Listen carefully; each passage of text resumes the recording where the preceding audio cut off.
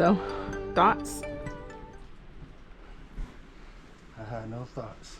It's gonna be massive. This is gonna be massive. It is. So the goal is to be able to live off grid at least for 2 weeks or whenever. This is something for full-time RVers, for those that want to go off the grid, for those that... Yeah, it's not really just for full-time RVers. It's for those that actually like to travel. Yeah. If you like to travel and you don't want to be paying for campground stays in between the destination that you're trying to get to, this is perfect. Yeah. And we no longer have to say we want electric. So options are endless for us, actually. It's gonna go over there.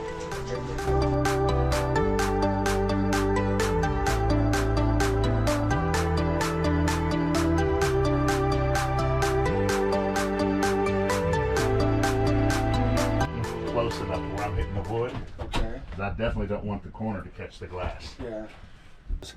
We need all the storage we can get. Our cargo bays is not that. It's not that wide. You know, we don't have that much room.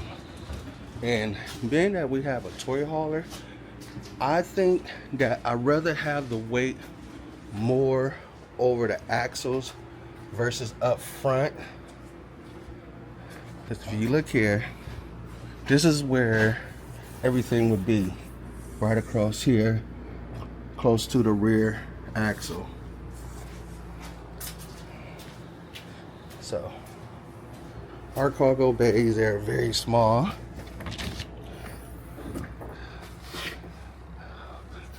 We probably could have did something in here, but it would have been hard for the guys to get into, so we chose not to. We do have a front cargo bay as well.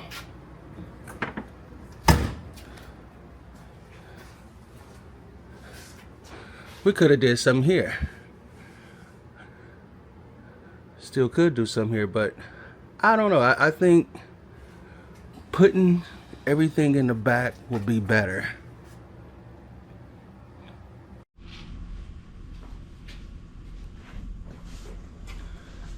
So, our unit came with two 200-watt solar panel. But what I found out very quick is that those 200-watt solar panels would not keep our refrigerator running. I found myself running to our storage area on a daily basis and putting gas in my fuel tank, because after the solar goes out, my generator kicks on. So we had to do something quick, and we decided to go with Big Beard battery. Okay, you guys, this is day 2, and right now we are trying to basically figure out where to put the inverter and the batteries. We thought we had an idea, but realistically it would not be able to be placed there, and the reason why is because of the weight and the ability to get to it if needed. So we're gonna look at something that somebody else did real quick. In this rig, it was an idea to put it up underneath our bed, possibly. And that's what it looks like, basically. Yeah, so we just took advantage. They had this bunk area, so this is actually on a motor. There's a switch on this side that raises up the back, and it used to kind of give them more space, whatever. There was a shelf right here. This wall was originally 1.5 to 2 foot back, so I actually relocated this wall more this way and put some slants to mount our inverters and everything in here. But we kind of did the most with our space up here. You want to get in here and look at all the wiring that's going on. Nice. But we got all this stuff squeezed in here. I had to finagle some 12 volts in here to get a small car inverter so we could get 120 to power our fan system in here. So we have quite the crazy stuff going on in here. This rig is complete with 5,800 watts on the roof. Nice. But that is a good area. It's an option up underneath the bed. And a lot of people will say, well, there's a humming noise. Well, if you already have a fan and if you are lucky to have someone that snores next to you, all of that would be drowned out. You'll have some that will put it all the way in their bays. So that's another option. So when you're thinking about solar, you have to think about where can it go? What space can you give up? And will it structurally support the weight of the system?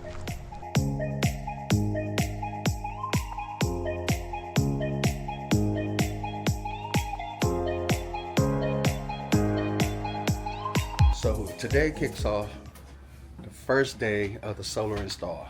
Yesterday they did a lot of measuring, and then they actually placed a lot of solar on the roof to see where everything is going to go. So right now we are going with 14 panels. Are we doing 14 panels, or is you gonna go? Oh, okay, 14 panels for what? 1,800 watts. Is that? 800 watts. We have 480 volts coming down.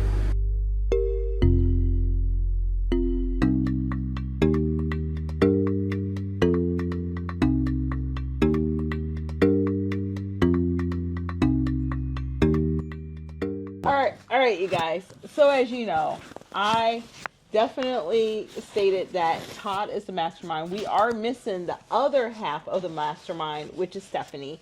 But I wanted to ask him what makes your batteries better than others that are on the market. Okay. Well, the whole reason why I got into building batteries was because I looked at, people would crack them open and review them. Mm-hmm. I'd crack them open, look at them, and they're using quality parts, but there was a lot of stuff that could have been done better. Batteries are about performance, right? Especially when we're putting them in RVs. We want to run air conditioners, and we don't want to run it just for 10 minutes. We want to run it for 4 or 5 hours. Mm-hmm. Well, in order to do all that, that battery has to be built to perform. And one of the markers that we look at is what we call internal resistance. Energy energy delivered is best with the lowest internal resistance, right? So it's just like the older we get, our joints hurt and everything else. And so, yes. We have to work harder to get up out of bed and everything else. That's resistance. Wow. When we're young, your joints, you jump out of bed, the joints just go right there with you. So young person has less internal resistance. Okay. Versus us. So same thing with batteries. I mean, I don't know if that analogy. I got it. Okay. Because I have a lot of resistance, especially in my knees and in my back. You remember when you were young, you didn't care. You just jump out of bed. You could fall and you jump right back up. Right. Now that you fall, you're like, oh wait, hold a minute. Mm-hmm. The part's a little bit different. That is true. That is true. So it's the same thing with batteries. Okay. And one of the markers that we look at when it comes to lithium batteries is the internal resistance. The industry standard is about 5 milliamps, which is pretty great compared to a lead acid battery. We just had our certified tested, and they're coming in at 2.5 milliamps, so half of that. So what does that mean in all? A couple things. We can run these at the maximum amperage. They're going to stay cooler. They won't get warm. They won't get hot as long as their connections are tight, which means we're going to deliver the power needed to run these things. Not only that, but they're going to run longer. So, we put an 11-year warranty out there, and because of the internal resistance being so low, we're going to make that. So you're looking for a battery that's going to perform. That's one of the markers you look at is internal resistance. Yeah. We have right now half of the industry standard. And he said something that really stands out. He has 11-year warranty, because I was about to say, what are you going to do to ensure that your technology is staying forward from other? Well, the air conditioners came on. Yeah. Okay, so one of the thing is, and this is where, I have a fight. We're small enough, being kind of a family-owned business. As the technology increases, we're going to add that to there. It'll create a different type of battery, but that's what we'll always do. We're about to roll out that all of our batteries are not only heated, but if you have a Vitron system, we can connect it directly to the brains, which we call the servo, and that information directly from the battery will be delivered over. So Yeah, we're going to keep up with the technology, and as long Nice. as we can put in new technology, that's exactly what we'll do. See, and that's what I like. So he also stated something else. This is a mom and pop organization, family owned, family ran, and you guys are right here in the United States, In which Texas, I yeah, even better. totally support. Well, I agree. I'm sorry. You are here in Texas. Best country in the world.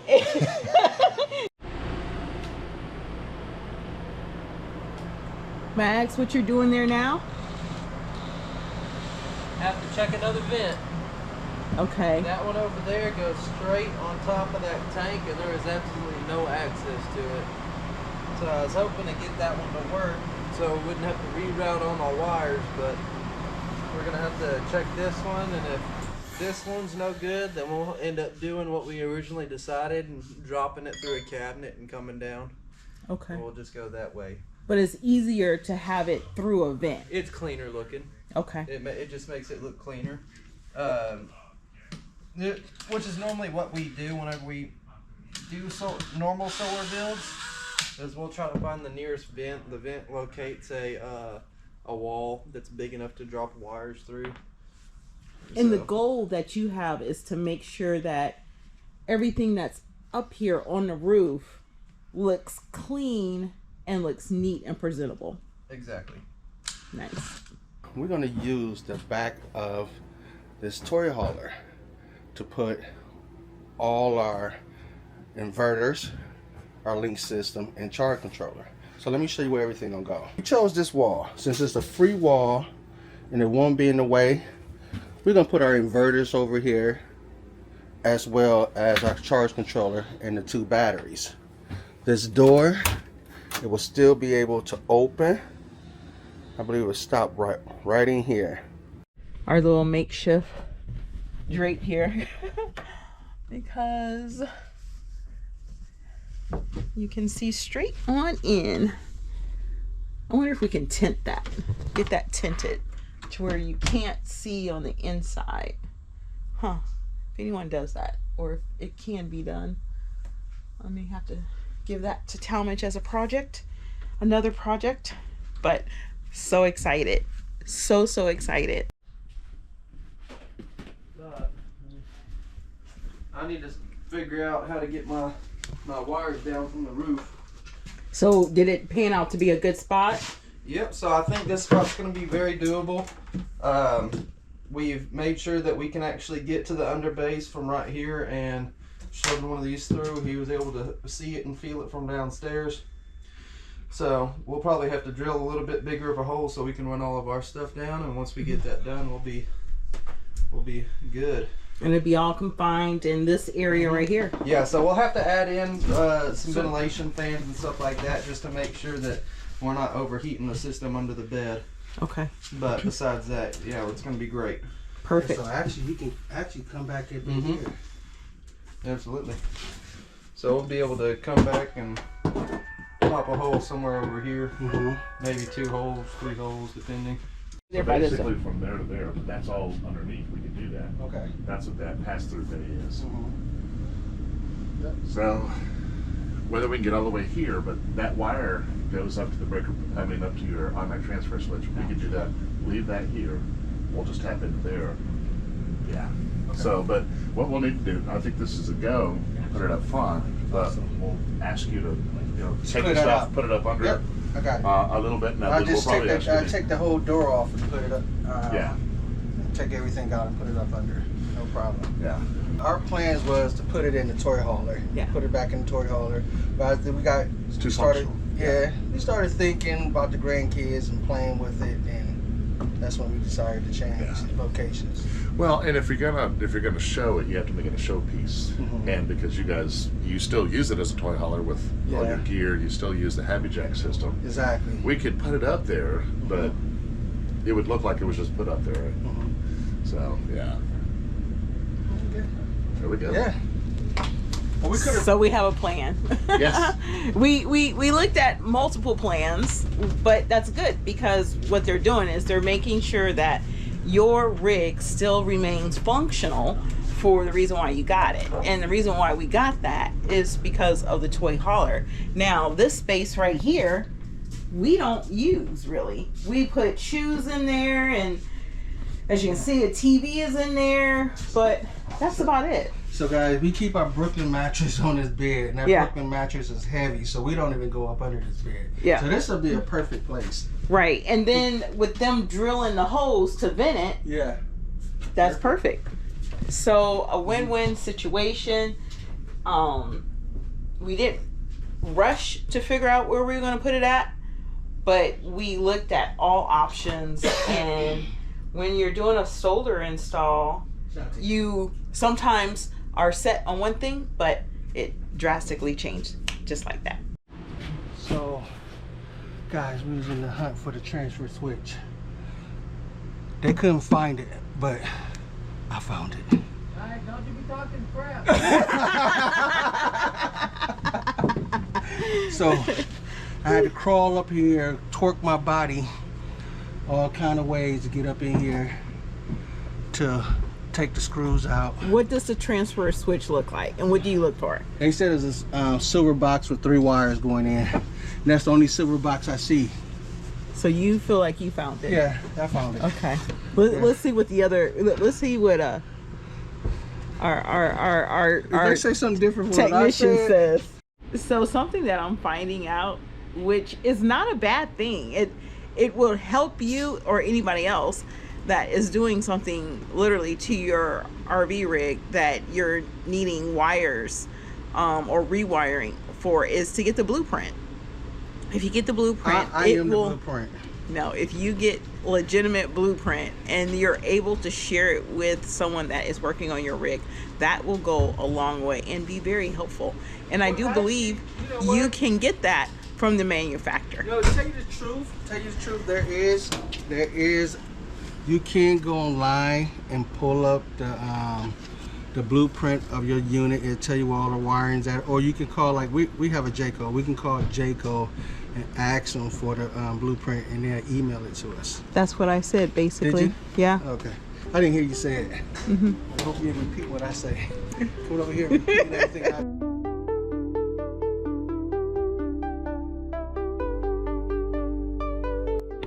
So you guys, when we originally got our rig, we opted to get 2 solar panels, and these are the 2 solar panels that we had got. They're Go Power. So that was definitely a good trade-off, because I believe these were only 100 watts, right? No, those are 200 watts. These are 200 watts. Yeah, but the thing about it though, the Go Power, being that we only had 2, they wasn't getting the job done. Now on this roof, I gotta find out which panels these are. He wanted to keep all the panels the same. Right. So instead of having 2 Go Powers and the rest be something different, we wanted to keep all the panels the same. I guess it's something that got to do with the Probably the technology, the wiring. The voltages and stuff like that. So we took those off. Now we got all the same panels, and everything should run great. We're very excited, you guys. It opens up a lot of camping possibilities for us, such as we don't have to find a campground to stay at when we're traveling to and from. We can go tailgating. You can live off grid for numerous weeks or however long. We can not have to worry about getting full hookup, because if you have electricity, right, and you are able to put in your water, you're self-sustained. So you don't have to worry about certain RV sites anymore at a campground. Yes. Yeah. That is true. So we can pretty much stay anywhere now and still be able to watch TV, still be able to take a shower, still be able to charge our phones. Have our refrigerator running. Have our refrigerator running with no worries. And that's not even being plugged into shore power. So I do recommend it. Yeah. But we're going to be testing it out. And you're going to be right along with us looking at everything that we do so that you can see how when you're using certain things, it takes up power consumption, right? So we're gonna take you along with us. We want you to experience this with us so that you know it doesn't matter what type of rig you have. It can be smaller or bigger, how solar will allow you to be self-sustaining.